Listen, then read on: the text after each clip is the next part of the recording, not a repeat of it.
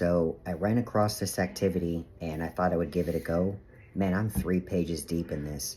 So basically, this page was um, your life, relationships, your family, and all that. It basically, like if you're on the spectrum, like basically, how would you cope with these situations for yourself, and how would you deal with them if you were in a partnership, a relationship, a committed connection to somebody or something, right?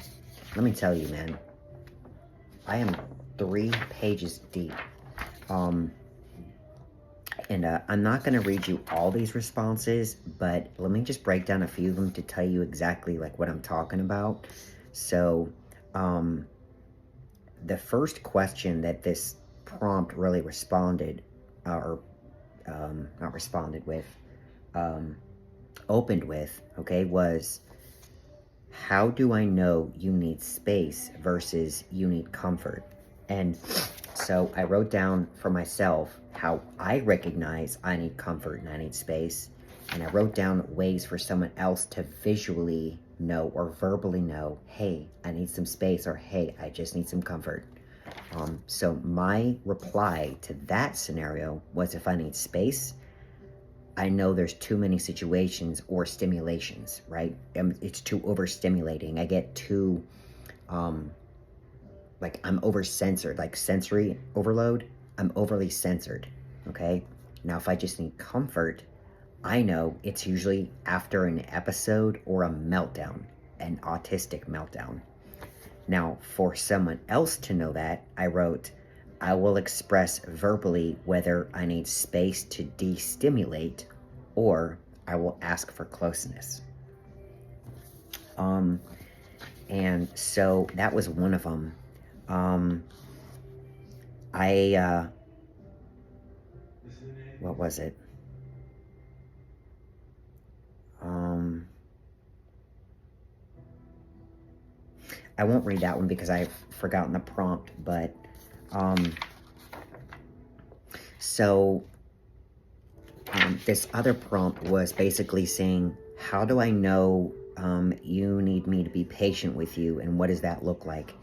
And so a couple of things I said was, realize that, and you know this from being with me for like 15 plus years.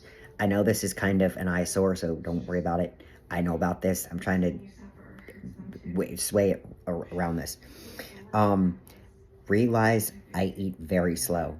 I'm aware of this, but I think someone that's with me and around me for long enough is going to know that I eat very slow. I may randomly wander off, and I said either from you or from a group, right? Like a group led tour, right? Like if you're in a big group and they're leading a tour to tour something, I usually will wander away from the back of the pack. I often mix up my responses. Like if you ask me, do you like cheese? I'm like, yeah, I do. And then I realized, wait, I don't like all cheeses. So I'm like, yes. Oh, wait, I like some cheeses, not all cheeses. Like I'll reply fast with a general response, but then I'll retake that response back and compute the actual response. So I think it's handy for someone to know that, right? I said waiting an extra 15 to 30 minutes at some times. Valid, right? Because you know me, sometimes I take a little bit longer to prep myself, or I need some time to fully decompress, or I need some time to fully mentally prepare myself for what I'm about to do, what we are about to do. I won't eat or drink certain foods or drinks. If it's visually unappealing, I won't eat it no matter how hungry I am. I could be starving to death and I still won't eat it because it's just not visually appealing. It's just the way that my brain like computes and functions. And last but not least, it might look and sound ridiculous, but it comforts me. So some of the things that I wrote here was, if you eat fast, like the person I'm sitting across from or in a connection with, if you eat fast, stay with me until I finish, or find an activity to occupy yourself. Rushing my eating speed will result in physical pain and intestinal discomfort. Or if you really want to get down to it, let's pick places that we can sit and digest, meaning we'll sit down, we'll eat at a slow pace, let our food digest, get up, and leave. right? It's easy. We can do that. But if we eat during busy hour, it's a nightmare to me. It can also create an autistic meltdown. Like, I don't want to rush something I'm going to enjoy and to be able to leave and get out. To me, that's just not comforting. So I wrote that. But man, let me tell you something. I'm 3 pages deep into this activity, and I'm learning more now than I've ever learned in the last 35 years of my life. Wild, crazy, right? Kind of a neat activity. If you want, I can give you a copy or an image of the questions for you to see if you want to answer them.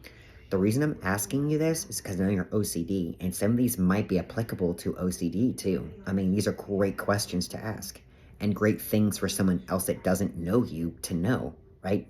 Like, brother, I didn't know a lot of things about you, and if you hadn't verbally told me what you needed, I would have never been able to read you and accommodate you as your best friend. I never would have, but because you took the time to verbally let me know these things, I can accommodate your request and accommodate your needs so you're comfortable and I'm comfortable, right? It's cool, right?